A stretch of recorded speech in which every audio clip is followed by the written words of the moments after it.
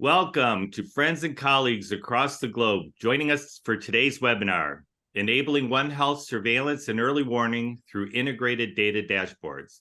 I'm Dr. Mark Smolinski, President of Ending Pandemics. The idea of data dashboards is not new. From emergency operations centers to various health ministries, data integration for situational awareness is essential. The capacity to which disparate data sources can be brought together in a meaningful way to include both official disease surveillance data and informal sources of information, including social media, public hotlines, and participatory surveillance, is rapidly expanding through local ingenuity, creativity, and passion. Our Ending Pandemics pioneers are truly embracing One Health surveillance and have created integrated data dashboards that work across various health ministries or authorities. My colleague, Nomita Divi, Executive Director at Ending Pandemics, has been overseeing the 5 projects whose partners are convened today to share their knowledge and experiences with all of you. Nomita and all the partners have put several years spanning every time zone to generate the work before you in this webinar. I also want to recognize Jay Atanda, who is a member of our team at Ending Pandemics, who helped us expand from our initial work in Albania and Cambodia to include Bangladesh, Pakistan, and Tanzania, with co-funding from the Rockefeller Foundation, for which we are most grateful. I now turn the program over to Nomita. Thank you, Mark, and good day, everyone. We are thrilled to see the number of attendees today. I thank you in advance for your time and attention. We've designed the session today to ensure we hear directly from our partners and allow for questions from the audience, you. We request that you place all your questions in the Q&A field that you can access by clicking on the Q&A button at the bottom of this webinar page. Please go ahead and ask questions as the session continues, as we will collate them as the session progresses, and we will get to as many as we can towards the end of the program. The goal of this effort was early detection of disease outbreaks in animals and humans to prevent epidemics and pandemics. The champions from the 5 disease surveillance teams will engage in live panel discussions on the details of their systems. They will highlight the challenges and opportunities of designing a collaborative and integrative data dashboard in partnership with multiple ministries. So let's start this webinar off by playing our first introductory video.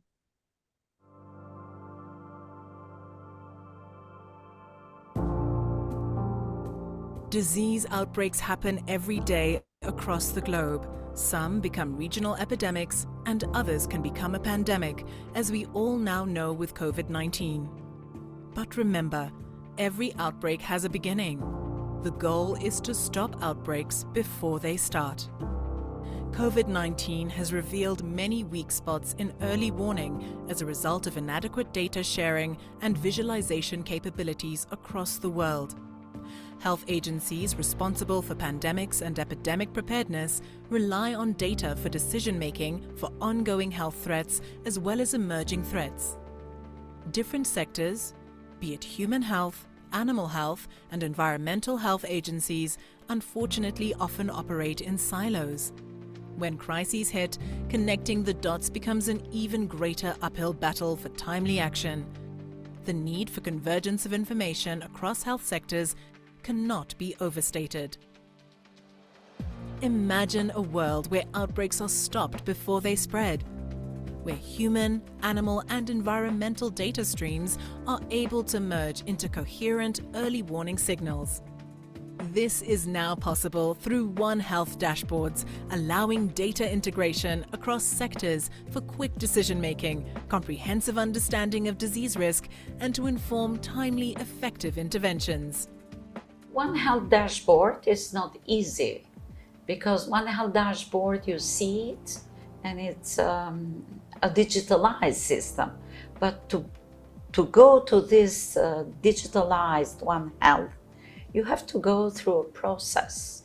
And first starts with people and with trust among people. And by rules that you have to put that everybody can follow the rules and can build the trust. So trust and the rules are very important to pave the way to create One Health surveillance or One Health collaboration first.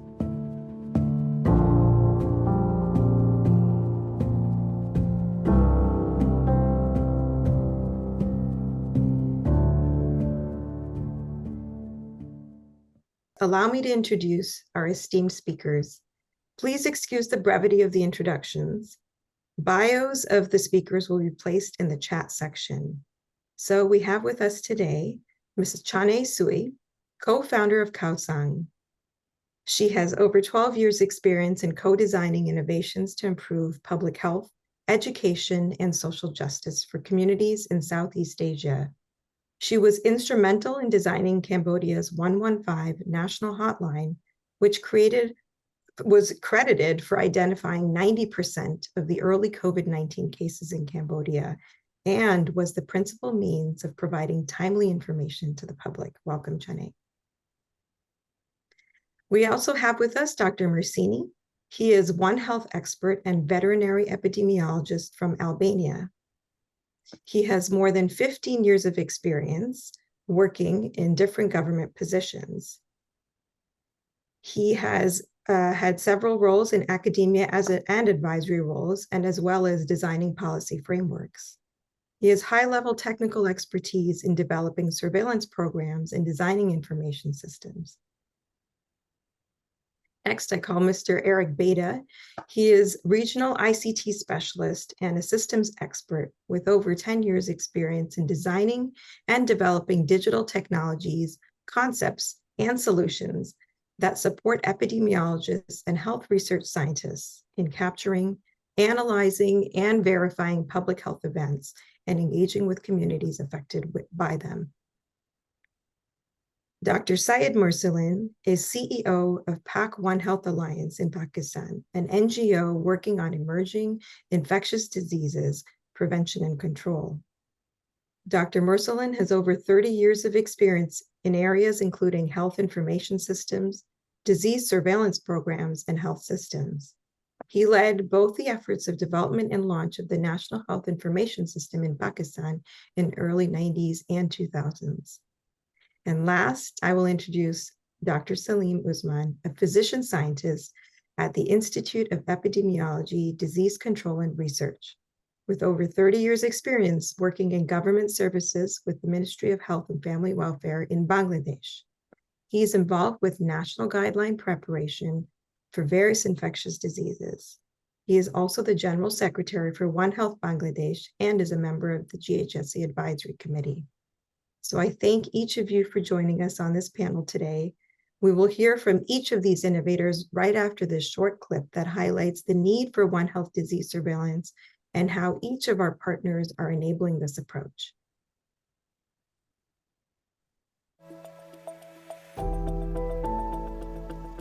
Having a One Health dashboard, it's merging two different surveillance systems. So usually human doctors and public health people do have their own surveillance systems run and operated by them, and the same happens in the veterinary. So those are already existing. The point is not replacing them. The point is having bridges of communication between them and deriving information from both of them into a dashboard where data are integrated and then can be analyzed jointly, and sometimes seeing the data from different kinds of angles and perspectives that each of the both sides can't see on their own. Creativity, leadership and perseverance have led to the creation of One Health dashboards in Pakistan, Bangladesh, Cambodia, Albania, Tanzania.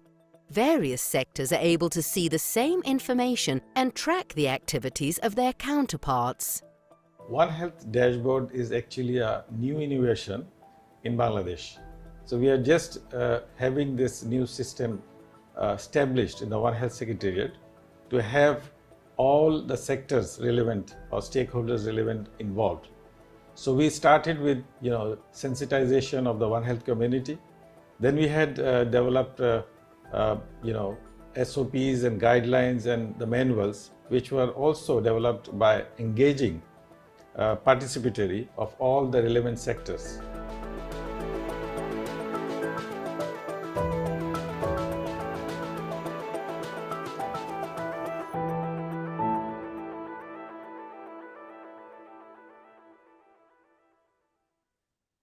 As we get ready to hear from our panelists, let me call on Eric first from Tanzania. So Eric, can you speak to some of the unanticipated hurdles that you might have experienced when you were setting up this new system, and what did it take to overcome them? Thanks, Namita.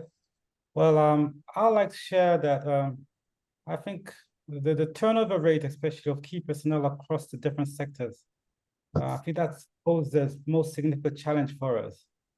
Because what it meant is that we had to restart and rebuild relationships and trusts that we had previously developed. And this really affected the momentum of implementing the dashboard itself. However, we were very fortunate to have champions within the Prime Minister's office, specifically the disaster section where the dashboard is currently located. And these champions took the leading role in engaging with the various stakeholders and the various sectors, and they made a world of a difference.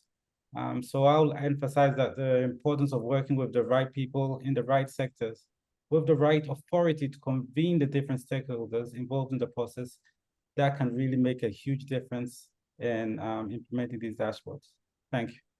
Thanks, Eric. Yeah, absolutely. You bring up the point that Sylvia raised in the introductory video about relationships and trust, and it sounds like that was certainly part of the reality for you. I'll ask Dr. Morsalin next about his experience in Pakistan. So Dr. Morsalin, question for you is, was your experience somewhat similar in Pakistan or different? What was an unanticipated hurdle that you experienced? Actually, this One Health surveillance was rather a new concept in our environment.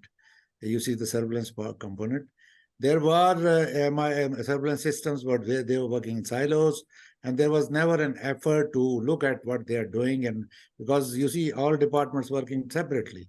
So this was astonishing for us, and I think, but the good thing is that the sectors were motivated. And when we talked about One Health surveillance, they were very supportive in this context, and they wanted to move ahead, you see. But certainly there were issues and problems. It's making this understand and rolling it up, and you see initiating this important area of work. And certainly that we lacked the SOPs, and there were some issues that we had to tackle to start. Thank you. Thank you, Dr. Morsalin. Your team was very, very focused on ensuring that you had trainings as well. You spent a lot of time on training. Can you speak to how that enabled these dialogues with the relevant sectors?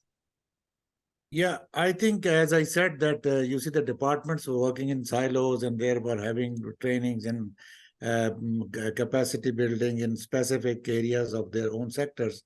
But when we had this kind of training, there was mixed gathering from at least from the four sectors. That included health sector, the livestock sector, the environment, and food sector. You see, and academia, you see, universities were also there. So this was a very interesting and, you see, amazing experience for us also. You see, me being with the health sector for long, I was amazed to see the commitment and trust of the people for One Health surveillance and training. So that was very important to set a baseline of the people, you see, have the common understanding. That's critical. So that was the purpose of this, all this. We developed this One Health curricula for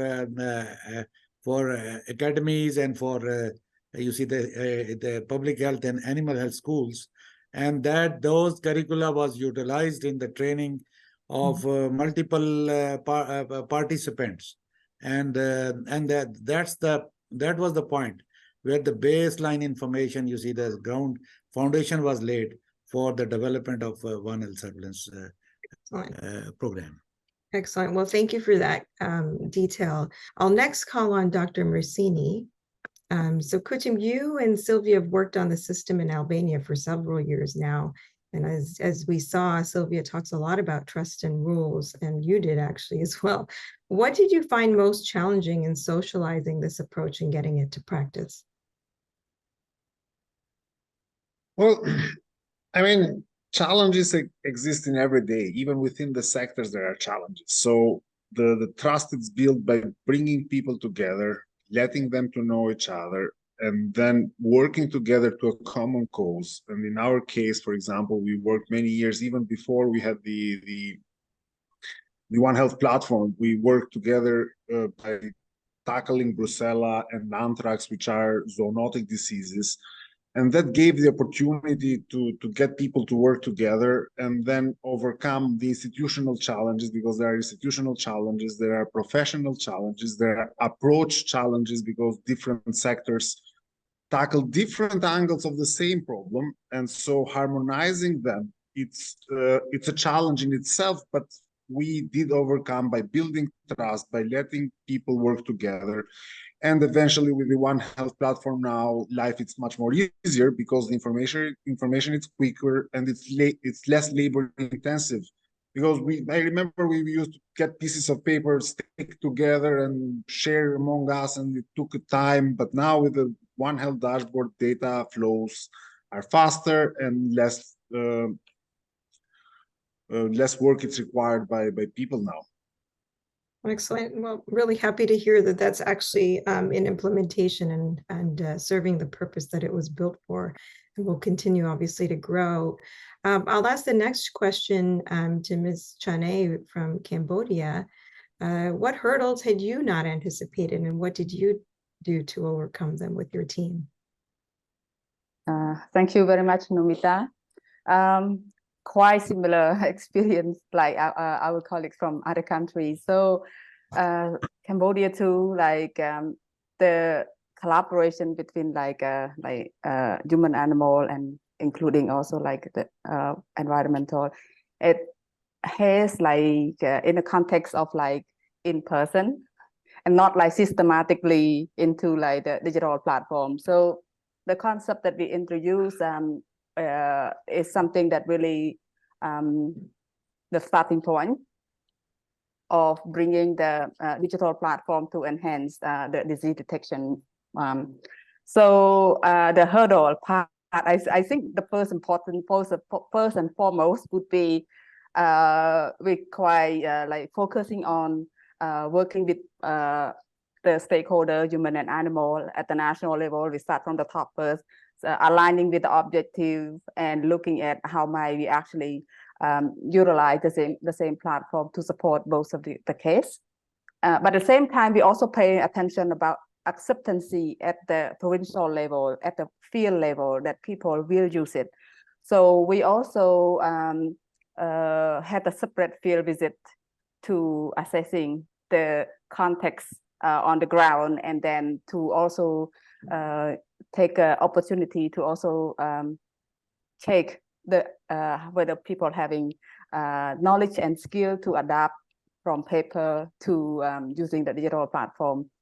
Yeah, that was the first and foremost that we pay that we take some time to get through. But once after that, with all the leadership support from both human and animal health, things progress step by step, and we're achieving that.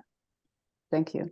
Thank you, Chane. So I really hear from you about the importance of alignment, and that's really something that you, with the stakeholders, that you really focused on, as well as taking it down to the level of the, the people who are very critical to these systems at the field level, and making sure that it's accepted so that it can be implemented.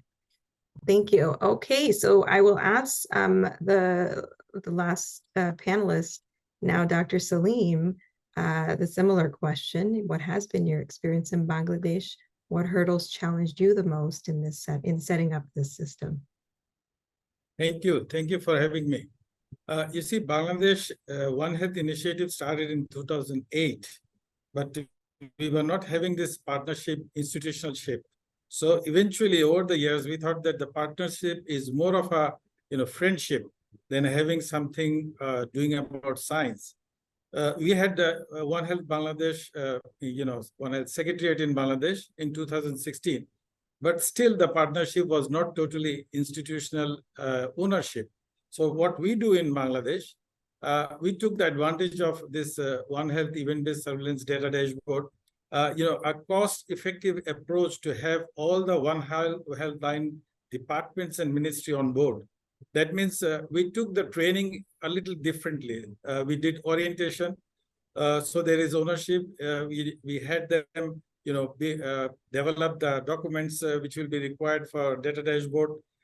We tried to have the mindset change, which is very important for countries like Bangladesh. Once your head of the institute or agency changes, complete, change happens. So we thought that if we have an institutional ownership of this data dashboard, perhaps this will a sustainable process, and so that we can continue, sharing. On the other hand, it will be a cost-effective way to have an early warning for the pandemics. So challenges are there, but we are ready to work for the challenges and have the good outcomes. Thank you. Thank you, Dr. Saleem, and I really appreciate you bringing up, mindset shift. And I really think that that is ultimately what is key to recognize. And we heard from all of our panelists about, recognizing the turnover in the sector, stakeholder alignment, recognizing siloed systems.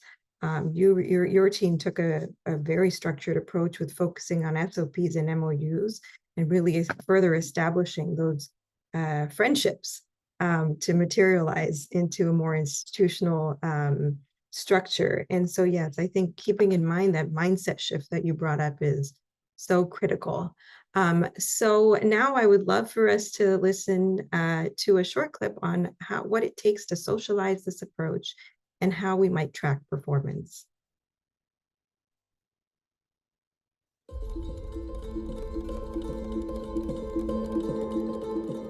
Training and capacity building are critical tools to ensure sustainability of new surveillance tools, such as a One Health dashboard. We have already developed a curricula on One Health and curricula on event-based surveillance. And we have engaged institutes, training institutes of public health, training institutes of veterinary sciences, training institutes of environment would be organizing regular workshops on One Health, on event-based surveillance, on One Health disease surveillance dashboard, and like that. So all that essential components of One Health, essential components of event-based surveillance are part of our curricula, which has been developed in consultation with the multiple stakeholders. Also, Ending Pandemic Group has been helping us to evolve, to develop this curricula. Considering incentives and measurement of progress are critical for tracking performance. Such metrics can help sectors understand where the roadblocks are occurring. One Health timeliness metrics have been built into the country One Health dashboards and are useful for tracking the performance and progress in reducing the time to early detection and rapid response.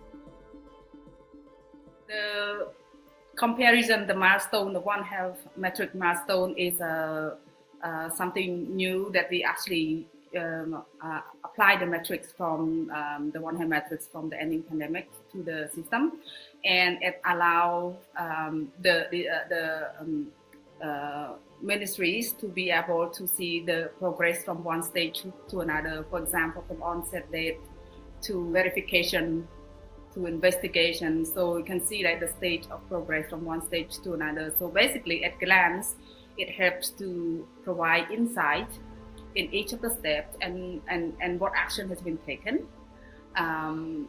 So basically, this enabling really helping the monitoring the case from the national level.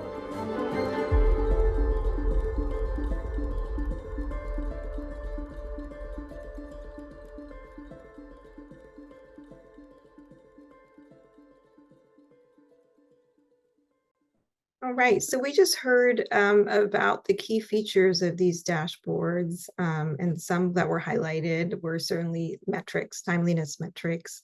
And when I think about all of the dashboards that each of you have built, no two look the same. They're all quite unique and different, and really, focused on the demands of your own ministries. And so, Eric, I'll call on you first.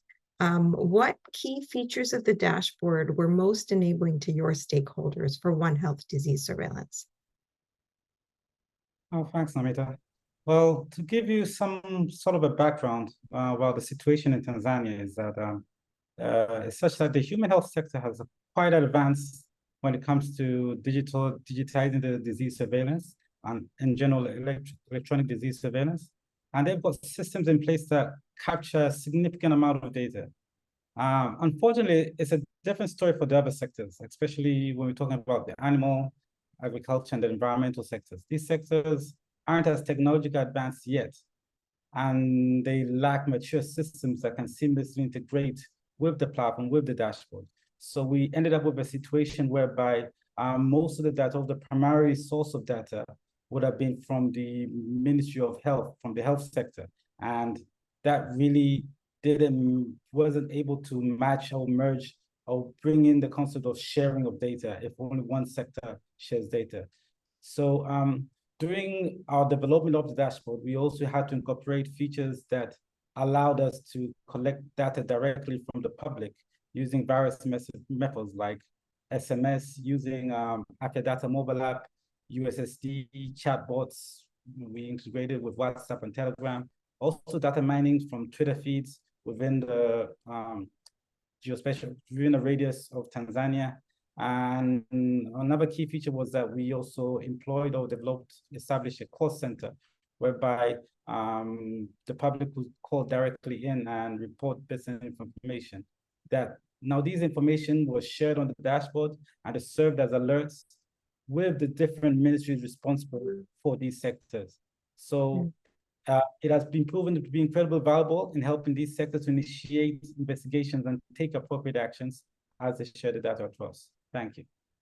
Thanks, Eric. So I really hear about meeting the differing needs of these sectors and making sure that there's a variety of access points so that all of the population can access and report to all the ministries for decision making.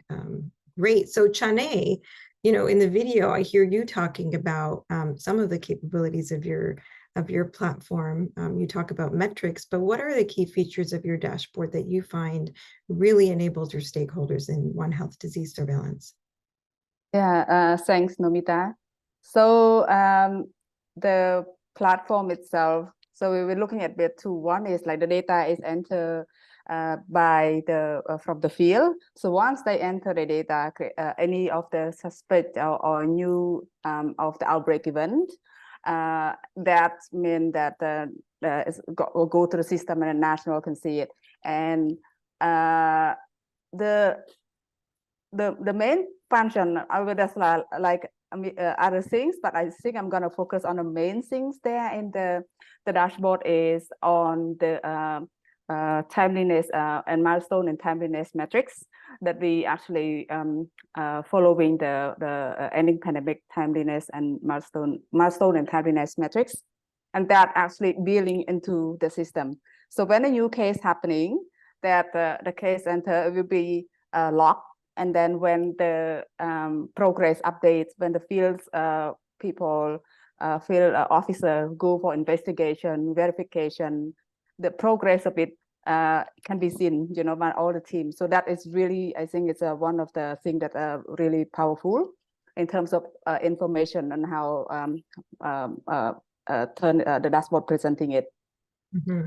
And another part also, I think that the ministry, it's an agreement between the Ministry of Health and Ministry of Agriculture. They agree on certain disease, certain infectious disease that they would share in real time when the new case happening from the field. For example, if there is rabies, H5N1 falls into the case of the new disease detected, the data will automatically share between their counterpart. So that will speed up also kind of like collaborations and looking at whether that's actually in their area, and that will help the decision maker in the prospective ministry to take action with their team. Great. So you really talk about ensuring that, or at least the list of disease really helped bring further agreement and efficient sharing on specific disease topics. We did see that across several of the countries as well. So I'm glad you brought that up. And really, I did hear you say, and I know your dashboard, and you have these beautiful visual charts with timeliness. And so it sounds to me that that's really enabling or incentivizing the different sectors to perform so that they are more timely in the various tasks for disease surveillance. Thank you for that clarity. So Dr. Salim, I'll ask the next question to you. What were any low-hanging fruit that facilitated buy-in from the various sectors for this approach on One Health surveillance? Thank you. So I will answer you a little differently. That is, Bangladesh data dashboard has two unique things. It is not only a visual dashboard, it is also a management dashboard.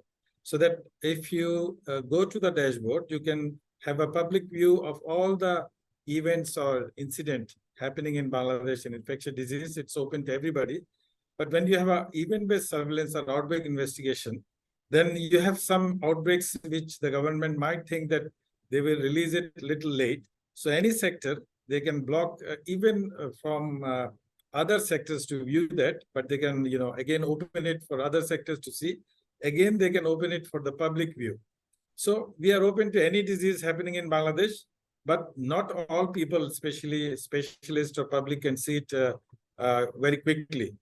So they have to wait till the concerned department agrees. Now, one advantage in Bangladesh we have a One Health Secretariat which has a interministerial steering committee which has all line ministries representation. So since that interministerial steering committee is governing the data dashboard as well, so sharing the data between the sectors is perhaps a little easier for us. But yes, it's a challenge. You're gonna right away open it for the public. Thank you. Well, thank you for giving that insight into how your system actually has layers of visualization and who can see what at different layers. And also that your system also enables the tracking of event-based surveillance as well. And so as you can see, all of these systems are quite unique and different from each other with the same underlying principles. Thank you, Dr. Salim, for that clarity. Dr. Mursalan, I'll bring you on. In the meantime, would you be able to answer the question about what advice would you give to a group trying to build a new One Health surveillance dashboard? Yeah. I think this is a very good question. I think, we need to follow some steps, you see. The first important thing is to, like the demand generation, you see. You all already talked about it, you see. This is very important. Creating, interest of the people, relevant stakeholder, policymakers, the planners who have to start and take the initiative. And then the contextual analysis of the local situation, stakeholder analysis is doing what. There are several projects and programs which are like very close to each other, but they don't know. They're taking similar steps and doing similar kind of a job, but they don't, not conversant with each other. So there has to be very strong platform where they get together. And that platform should not be like ad hoc system for the project period, but it has to be a regular mechanism that the technical leads of various sectors, they join on a periodic basis, like quarterly basis or something, to discuss the developments in this context. So it is a continuous process, I must say. This is not a one-time job. This is a work in progress, and this is just the beginning that we have laid in, at least in Pakistan. And a lot more is yet to be done regarding this, the data consolidation, use and joint decision-making, joint planning. I think that should be the next phase, to roll it over and, make it really a useful exercise. Thank you. Absolutely. I'll have you unpack that a little bit more. So what do you see as the immediate next steps for your team as you've as you've identified, you know, the need to roll this out further? I think good thing is that we are, as far as the one that dashboard is concerned, we are quite respected in our area. We know people, you see, whom to work with, and they are conversant with our work, and you see the collaboration. We have a lot many supporting hands, MOUs with the ministries. For example, recently we had a good long-term MOU with Ministry of Agriculture and Animal Health. You see, and probably they will give us support in regarding the, you see, promotion and you see the further development of this dashboard. So this is ongoing, as said, so it will take its time. But there are some phases, but it certainly needs, you see, all programs need some kind of leadership, you see, because it's not automatically being done. You see, somebody has to, after any new project, you see, if they really want to get it a successful note. Thank you. Excellent. Well, I did hear some key things from you about, you know, obviously the trust and relationship. It's a theme that really comes back again and again. Leadership, so important. And something I think that we should all remember is these efforts take time, a lot of time and a lot of dedication, especially as Eric brought up, you know, the change and turnover as ministries go through these fluctuations.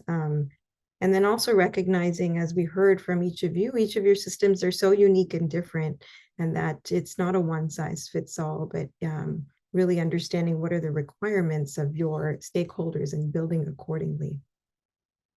So I will note here for all of our attendees that the demos of the various dashboards for each of our partners is available and has been made available on our Ending Pandemics YouTube channel that we will share with you at the end of this meeting.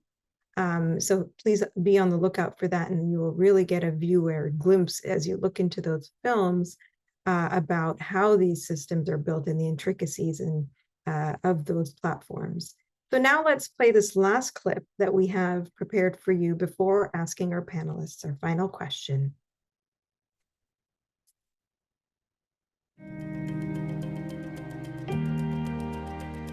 Tanzania to promote digital sharing of information from the sectors. This is the current actually project I'm working on, where we coordinated by the Office of Prime Ministers to be able to actually coordinate digitally, you know, sharing of information from public health, you know, animal health and environment.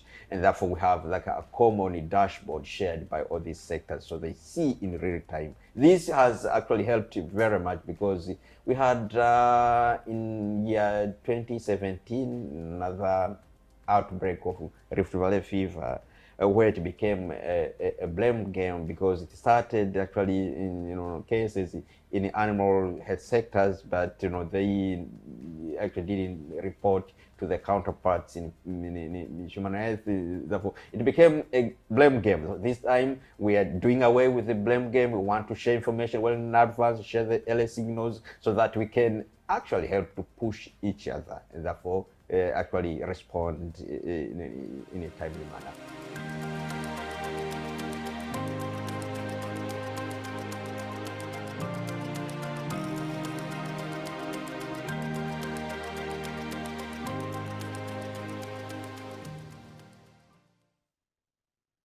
Right, so we just heard Ezran talking about doing away with finger pointing between sectors and ministries, and by adopting a One Health, coordinated One Health approach to really facilitate One Health surveillance. He gave us a really clear example. So now I'll ask all of my panelists one question. Thinking back to the days when disease surveillance was more disjointed and manual, what can you say is different because of the dashboards? And how do you think they're going to help find outbreaks faster or impact the speed of response in your countries and globally? And so I'll kick off by bringing on Dr. Salim to answer this question. Thank you. This point we thought initially when we started to having this dashboard concept in our One Health Secretariat and IDC, because we know once the fund is gone, sometimes these programs are gone. So we started to develop these things, having all the sectors heavily involved. Like eventually we went to all the sectors, my director, Professor Tamina Shireen, and technical support from you and other people from Ending Pandemics. We went to Department of Forestry Livestock, Department of, our DG Health and other departments, so that they help us build this dashboard. So they can say that, yes, I put this one there. So yes, I am interested to go on with this. Not only that, we help them to develop, apps based in mobile reporting system, early reporting, just for information. That was also built by direct from the 3 departments of One Health. And they eventually helped us to develop that, initial information system for the dashboard, so that the One Health Secretariat can coordinate a One Health response outbreak investigation or individual sectors outbreak investigation. So it's more of a ownership. And for this, now people and different departments are thinking of having, in the field, community participatory surveillance, and so that they can have more people involved in the community, not only the government people, so that early warning is really a business and science. Thank you. Excellent. Well, I'm so thrilled to hear that this dashboard is initiating all kinds of other collaboratives and mechanisms, and that you're really focusing now on community participatory surveillance, as well as certainly, thinking ahead with developing this app to facilitate all of the players as well. So Kutim, I will ask you the question again, in terms of these dashboards. What do you think, what difference do you think it's going to make, and how are they going to help find outbreaks faster or impact the speed of response?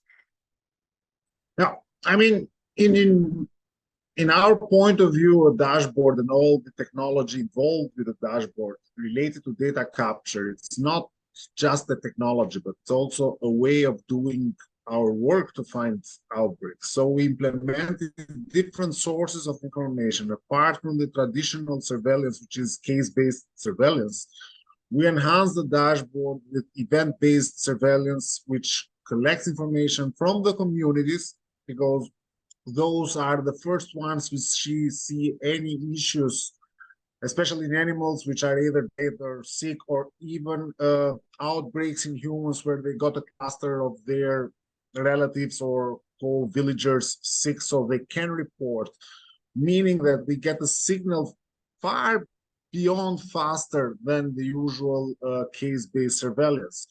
In addition, we enhance the dashboard with media scanning. So we have a scanning of all media about potential outbreaks for 8 priority diseases in Albania.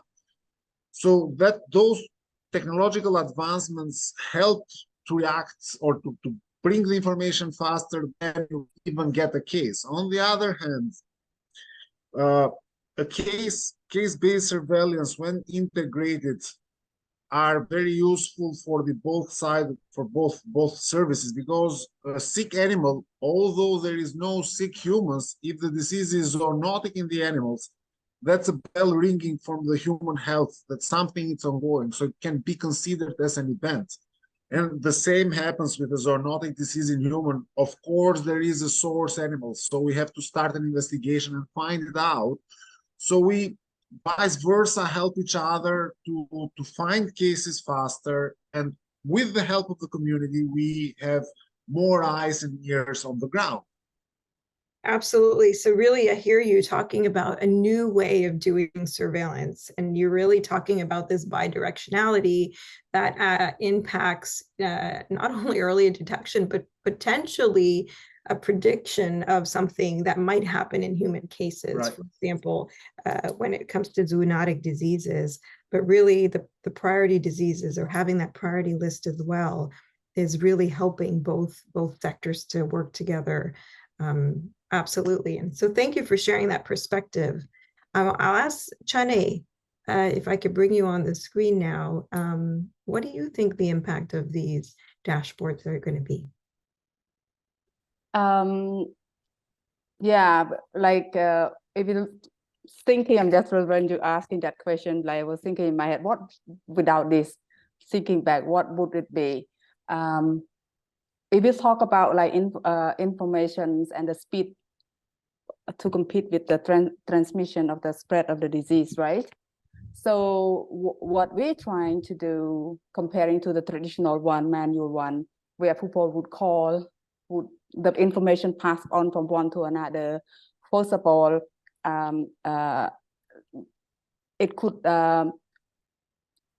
like multi-layer reporting. So whereas in the system, like the data report enter directly from the field, so that everybody sees like the data that coming out from that. So there is no filter of that, and the speed of information itself is faster, and in organizing manner, in a way that you can actually monitor, track, looking back at the history. Whereas before, we would be very difficult to have such a discipline, and the data that might be captured in a different mechanism, and not to talk about when would be the time that we can actually having the format that we can actually share, and right now the decision making, the data sharing is real time compared to now. And another thing I haven't mentioned earlier when you asked me is that in the dashboard itself, we also build in connecting to the ministries, where basically bringing the information about like the media, detecting like providing the information about the media related to the relevant disease and so on, that each of the ministry monitoring. So of course, in short, the system, it helps both the human and animal health ministries to monitor the event-based disease surveillance faster, in a mechanism, more organized coordination with each other, and also enhance their capacity also with the media information that alert on the dashboard itself. Great. No, I love that you flipped the question and you thought about, okay, well, what if I didn't have the dashboard? What would life be like? And so it's clear to me that certainly, there's this no filter, which means you won't lose, some reports along the chain of information flow. I did hear that for sure. And then I appreciate you bringing up the event-based or media monitoring through the use of Medisys. So that's another data source that all of your ministries can use to track diseases in your country and regionally as well, also impacting speed. Excellent. So I'll bring on Dr. Morselin to talk about your opinions on what is the impact of these dashboards from your perspective. I think this is a wonderful tool, and I think this is really a revolution, you see. We have already worked, I myself was part of it. You see the manual system that we had, and it was just to make a comparison with the current scenario. It's amazing and alarming, you see, because I said the issue started with the data capturing, its transmission to some level, and then its circulation, its integration. There were several issues there, you see. Again, because at that stage we were only talking about the health sector. I was in the health sector, you see, but now you are, if you're talking about One Health surveillance, you have to look at the MIS systems or the surveillance systems or definitions, you see the protocols, the frequency, so many other things of the elements of the other surveillance systems as well. So all those, issues, features have now become possible, you see, and there is because previously there was no chance in getting it interoperable. It cannot share, we're not able to share information because of a number of disparities between the two systems. Because now we can work on removing these disparities, and we can make make something, draw something common from multiple MIS systems. So there is a great possibility now, and this then can also be consolidated, analyzed, and you see it used for predictive analysis, and you see use in planning and joint planning and There are so many avenues now available with the evolving technologies. And really, it's amazing for us. You see, thank you. Thank you, Dr. Merson. So yes, absolutely. This is a step forward in bringing these systems together and uplifting the systems that may not be at the same level. So I totally appreciate that comment. Eric, last but not least, I'd love to hear your perspective about how this might make a difference. Well, I really share the sentiments of my fellow panelists. And from my perspective, I think the journey of implementing the dashboard has had a significant impact, especially in terms of raising awareness about the importance of sharing information between sectors. Consequently, the Prime Minister's Office has actively been pushing for integration of more sectors and departments to integrate with the dashboard. Just a couple of weeks ago, I attended a meeting that was convened by the Prime Minister's Office, whereby they issued directives for all sectors and departments that collect data related to public health emergencies. These includes organizations like the Meteorological Center, the Police Force, the Food Regulatory Authority, and many more. I think there are like 20 different sectors and departments. And they're all urged to integrate with the dashboard, with the system, integrate their systems with the dashboard so that they can swiftly share any information that could enhance public health safety and the overall well-being. So from my perspective, I think like this dashboard has acted as a catalyst and more in sense like an eye-opener here in Tanzania. And it's heartening to see that the government is taking full ownership in making plans to continuously enhance the system, enhancing the platform, and especially coming from the Prime Minister's Office, the disaster section, whereby their main role is to be able to coordinate the response to these various events and various health events that are coming into play. So I think the journey in terms of especially the engagement process and the awareness process, that has really helped in terms of impacting the awareness and the importance of sharing information between the different sectors. Thank you. Well, that's really impressive, Eric, to hear that this has certainly been catalytic, but really it's breaking down the barriers to several more groups and sectors to really facilitate the well-being of the community. So the possibilities are endless is what I'm hearing after hearing your response. So with that, now let's open up the session to question and answer. And I'd love to turn it over to Dr. Mark Smolinski to facilitate the audience question and answer. Over to you, Mark.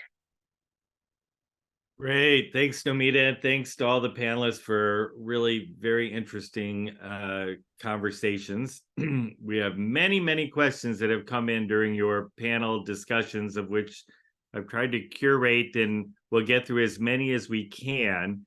I want to remind the audience that our panelists are willing to share their emails, and they'll be put into the chat now. So if we don't get to your question, or you have a question specifically from one of our panelists, you can email them directly, and they'll be happy to respond to anything we don't get to during this period. Just a couple of things that we got several questions about recording this webinar, and will it be made available? And yes, if you're a registered participant, you'll be notified when the recording is available. We will also post it on our YouTube channel. People have also asked about subtitles, which we had on the videos that we created, but we will plan on adding subtitles to the webinar at the end when we can compare it to the actual transcript and make sure that no errors are entered into doing that. We opted to not do it live for that particular reason. So those will be available. Dr. Merslin, we had a question directed to you that I'll ask the person to email you directly now that they have your email, because it's about training resources specifically in Pakistan. We had two audience questions early on that some of you may have answered in the course of the time, but others asked the same thing, so I'll just make sure to throw this out to the panel. People are very interested in exactly like which data are being shared? I know we're going to have videos, they have details, but if you could just give some examples of, specifics on what kind of data are being shared between the sectors, which diseases, does this include emerging diseases, as, in addition to what we've heard a lot of examples of zoonosis, as well as like what the platform is built upon. So it's a lot of things that have to do more with like the structure of it, but maybe just quickly, if people want to share perhaps like some unexpected data that you're sharing on your platform that the audience would be interested in. I mean, in our platform, we share different kinds of data, and this is also one of the challenges for data interoperability, because data can come in different time spans and in different grains and different formats. What we share between sectors is case-based data for a specified list of infectious diseases, which are mainly zoonotic, because there should be a common interest. Of course, non-zoonotic diseases are not shared from the veterinary, and non-zoonotic diseases are not shared from the public health. But we keep also data from health events, which are somehow disease agnostic, if we wish. And then those events then verify to a certain disease. So there is also the potential for sharing data for sudden death or sudden disease with unknown etiology.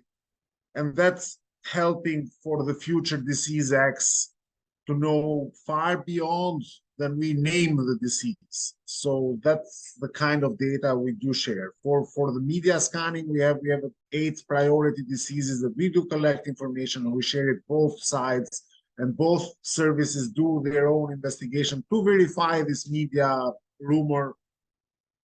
So, I mean, as you can see, the data standards and formats are different. And that's a big challenge to accommodate all of those data into one dashboard and also synergize them, because that's the point.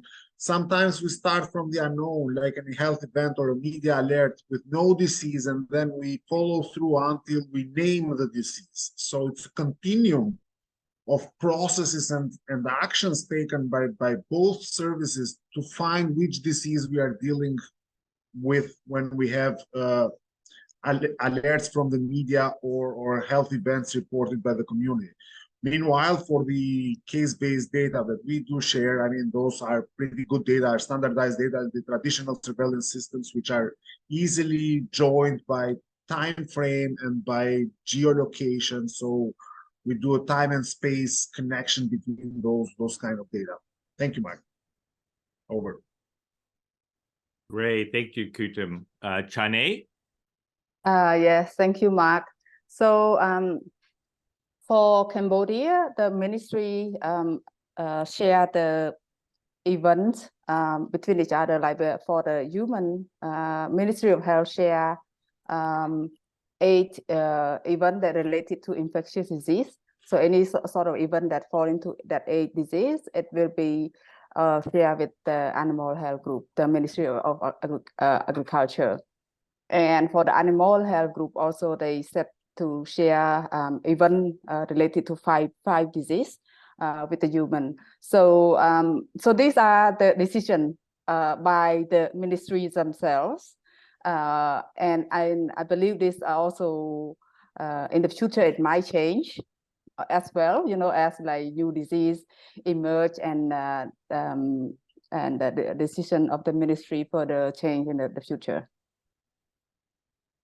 Great, thank you. And we'll take one more response on this question and then move on to the others. So Dr. Salim and Dr. Merselin, I'll get you with the next question for sure. Thank you. So in our data dashboard, we have 2 parts. One is, event-based, that is outbreak investigation, and one is indicator-based, that is routine surveillance. So since the event-based or outbreak report comes and sometimes is not real time, so we also provide all the common infectious disease in our indicator-based surveillance, and people can see through the data dashboard in the public view. And that is, routinely updated as soon as possible, perhaps 2-3 weeks, the gap is there. So people can see these 2 things. And we have a connection with the other sectors, especially the Department of Livestock. So since their collecting system of data is different from data dashboard, so we have made it a different approach. So they give us the data which can be uploaded in our data dashboard so people can see it. So you can always see data uploaded in our dashboard.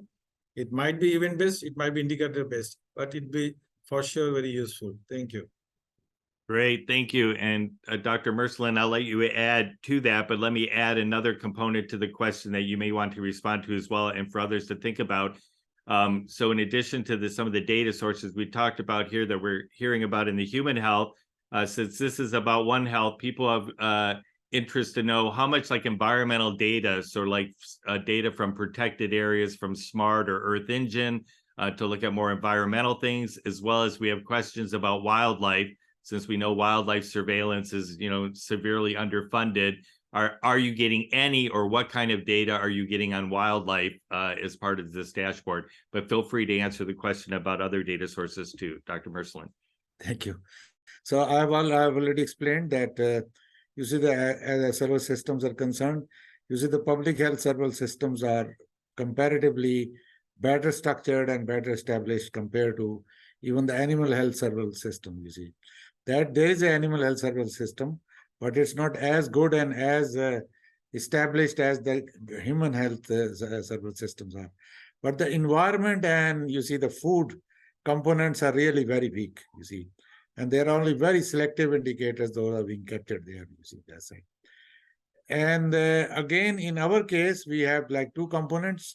One is the indicator-based surveillance dashboard, which is based on the you see the surveillance, regular routine surveillance information that we are capturing from multiple sources, from the health sector and the animal. At this stage, we are only focusing public health and you see the animal health sector. We are yet to talk about, you see, include environment and wildlife, something like that. Thank you. Great, thank you. Anybody else want to comment about environmental data or wildlife? Yeah, I can comment on that. As part of our platform, we also attributed to receiving information directly from the public. So once in a while, we might have people calling in or writing into via USSD saying that they've seen a number of wild birds, maybe dead on the beach, etc., etc. So that's the only input that we have, especially for wildlife. But we don't, as you know, currently we haven't yet integrated with the platform from the wildlife sector. So all that we get from the different, let's say, from the environment, from wildlife, or even from other sectors is coming directly from the public. And the way we built our platform is in terms of once that information is received at the Prime Minister's office, the One Health section in the Prime Minister's office, what they do is they look through the data and based on what has been reported, they select which ministries or which sectors that information is shared with. So for, let's say, if something comes in from wildlife, they will select maybe wildlife, animal health, and also human health for them to be able to see the data, and so that the different sectors, those sectors could actively initiate some kind of response to it. Thank you. Great. And Kuchum, you want to add to this? Yeah, I mean, as you mentioned, wildlife surveillance, it's underfunded. In our case, it's under the remit of the veterinary services to diagnose cases in wildlife, because also OIE or WAHIS nowadays mandated the veterinary services to trace back wildlife surveillance. But this is a big challenge for us, to be honest, I mean, because vets are more near to farms rather than wildlife. We have incorporated recently the rangers of protected areas just to report any die-offs of wildlife, and then cross-notify the vets to if they have capabilities to collect samples and try to investigate. But this is in very early phases, but I think it's the right path to follow. Thank you. Great, thank you. Okay, so I'm going to combine a couple of questions here because they're semi-related. So We had questions specifically early on for Bangladesh and Tanzania, but I think it applies to most people. They were curious about how long did it take to get the various stakeholders on board with the One Health dashboard, and also who has access to these dashboards now that they're built. Over.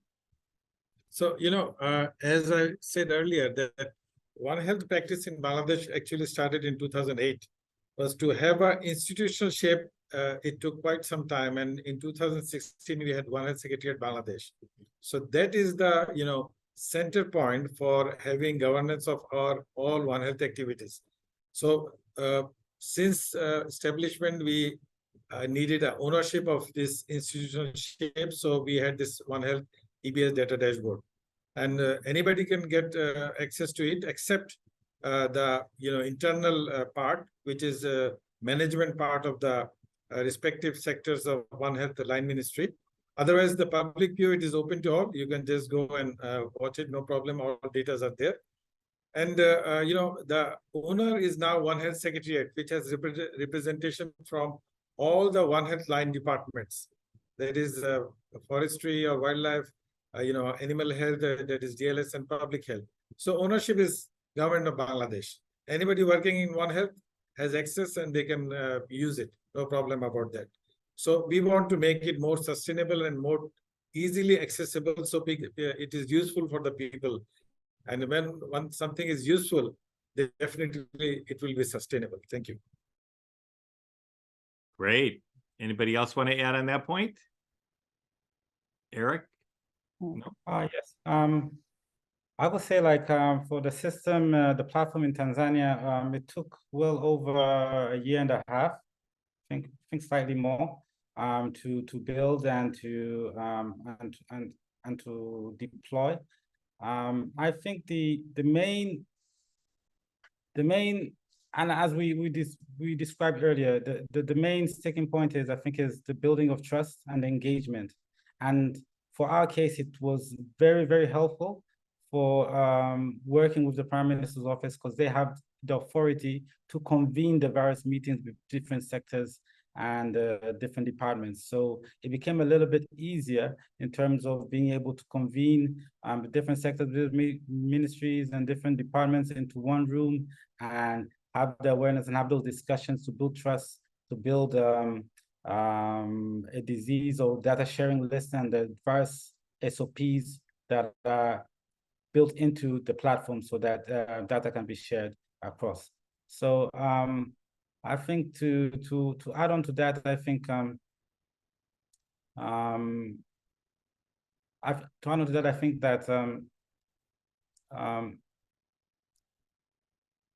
everybody, the way it's built, anybody who has been tagged on the particular event, on a particular disease, can see the data, can have access to the data, and currently it's only open to authorized officials within the different sector ministries. Thank you. Great. I think we have Dr. Merselin next, and then Chane and Kuchum. Yeah, thank you. As I explained, that we have two components of our dashboard. One is for the indicator-based, as event-based service. The event-based one is mostly media-based, as already explained, and it could be accessible to the general people. It's not, whosoever is interested in this, like academia, like departments, and they can have it. It is recently been developed, and we are in this, process of popularizing this, promoting this, But as far as the indicator-based is concerned, there are the regular surveillance systems, information coming from departments. So the prime audience of this particular information are the decision makers, the policy makers, planners, and project managers of, initially this is based on livestock and the public health. So all those managers who are responsible for taking decisions for joint planning, for joint actions, so they are being provided with this information. It's not very widely circulated at this stage, but let's see, as we evolve it, we may be making further decisions on that. Great, thank you. Chane.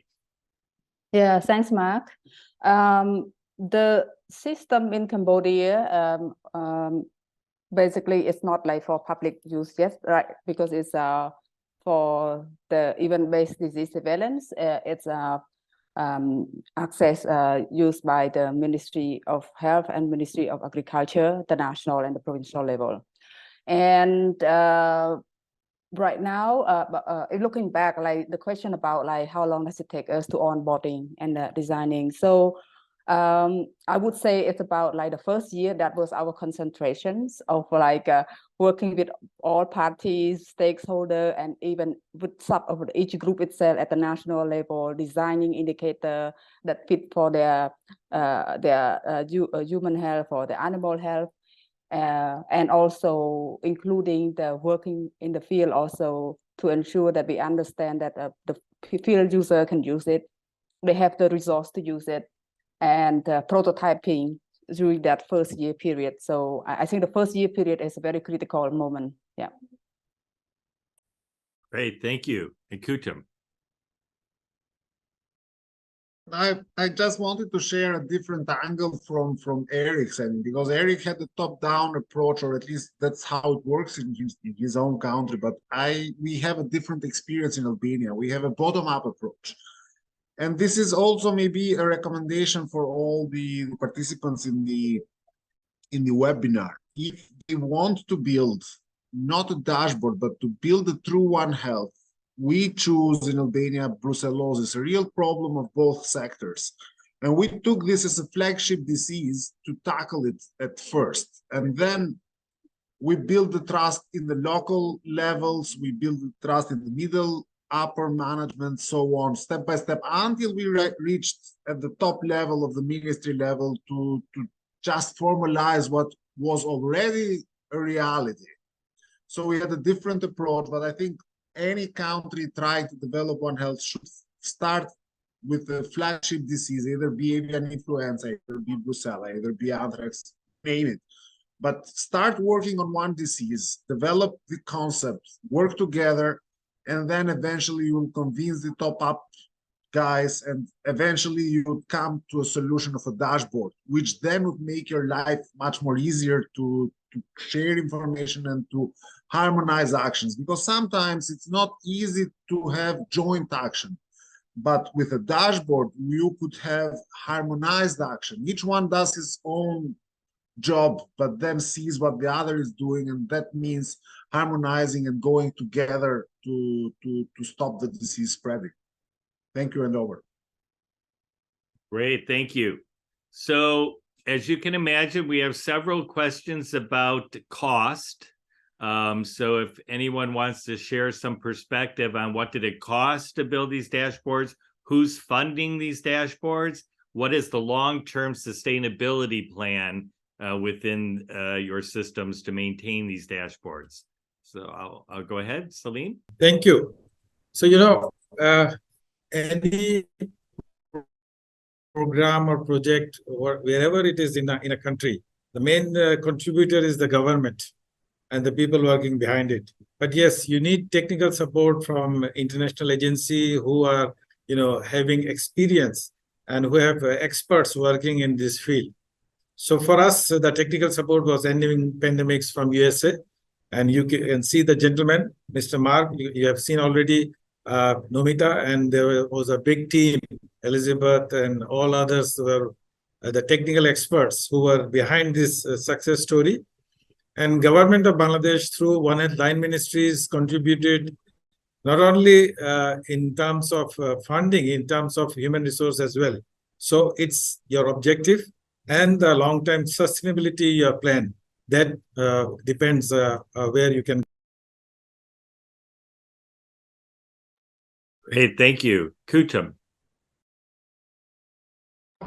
I mean, the cost should be break down, I think, in two parts. And the development part, it could cost around, especially using open tools with the programmers and things, around to $200K USD. But it's also another component, which is the technical expertise. And that costs quite a lot, because that's the ideas and technical people which guide the IT guys. And that's more costly than the development if we wish so. But nowadays, the cost of technical expertise, it should be lower because we have here 5 countries which have explored the path, and a lot of solutions have been thought out, and these platforms are open source, so their code could be reused. So I think the cost is going down. More and more people developing One Health dashboards, the cost would go proportionally lower as we was in the beginning. We got a lot, for example, from PODD, which is the Thailand system for event reporting and then community-based surveillance. We learned a lot from them. And now everybody can learn from 5 of us here and get the idea. So this would reduce dramatically the cost of the expertise involved in developing a One Health dashboard, because ideas are already exposed and are free and are open sourced. So those are the costs in terms of our project. And of course, without the help of ending pandemics, we wouldn't be able to convince the government to invest in such an endeavor.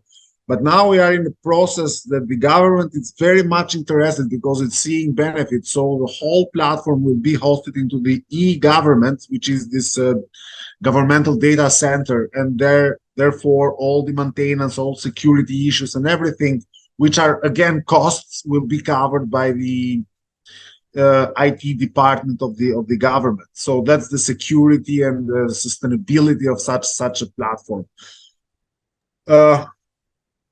And the last issue that I would like to share is that these things should always keep evolving because we live into an evolving environment. So new ideas has to come. We have to learn more from each other. Something that was invented in Tanzania could be tweaked a bit and applied in Albania, and so on and so forth. So we are, although pioneers in this field, we are still eager to learn from whomever has good ideas. Thanks.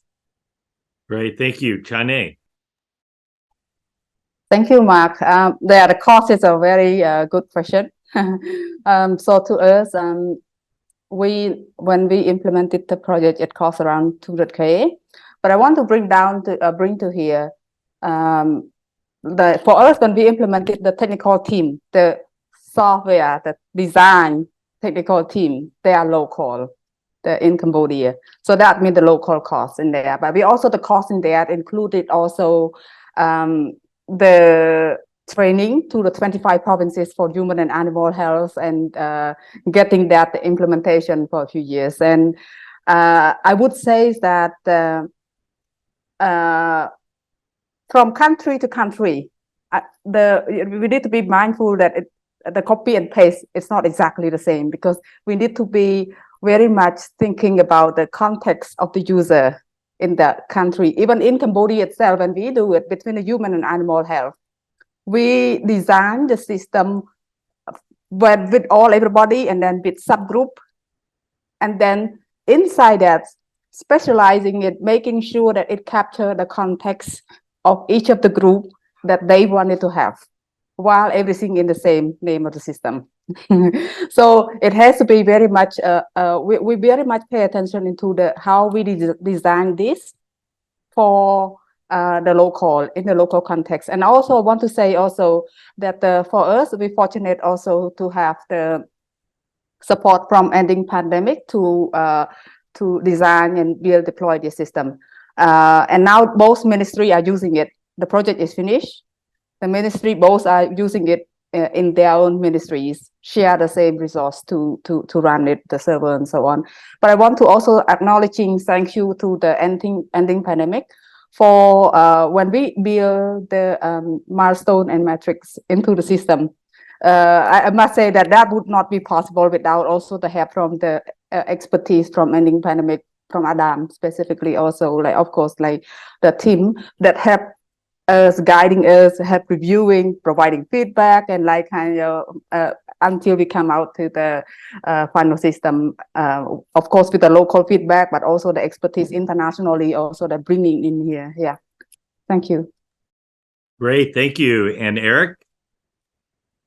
Yes, I think I share the same sentiments, but I also like to touch base on the sustainability component of that question. From our perspective, from SASIS, we when we do the development, we have a knowledge transfer strategy that is incorporated in the developments, whereby it revolves around the collaborative approach of co-creation and co-deployment of these platforms. So this involves a close collaboration between the SASIS technology experts, also the epidemiologists, technical experts, and also with the national sector ministry experts from the initial stages of the design process all the way to the final stages. And the aim is to be able to adapt the technology to the specific context of that particular ministry or the particular sector. So that the collaboration also includes considerations such as the programming languages that are being used between the different technology programmers from the different sector ministries, the various frameworks, the workflows, the processes, also the technical teams stay in one room and hashing out the various ideas. And all through the entire process, we have we had a steering committee which was formed by the different sectors that are and different stakeholders in the creating the dashboard, so that they can they are actively involved in terms of reviewing, customizing, and also in the deployment of the technology. So with this approach, this really ensures that the local experts within the government agencies, within the sectors, also gains comprehensive knowledge and expertise in terms of being able to manage and deploying the platforms. So once you have a platform, and this really helped us in terms of when we were deploying the platform, you have the local or the experts from the ministries themselves manning the system. At the end of the project, they're manning the system, they're using the system, they're also the first line in terms of troubleshooting. And as technology experts or technical experts, we act as a second line of troubleshooting or support to the platform. So it really ensures the sustainability of the platform, even when, for our case, when funding, when the project ends and if there's no external funding,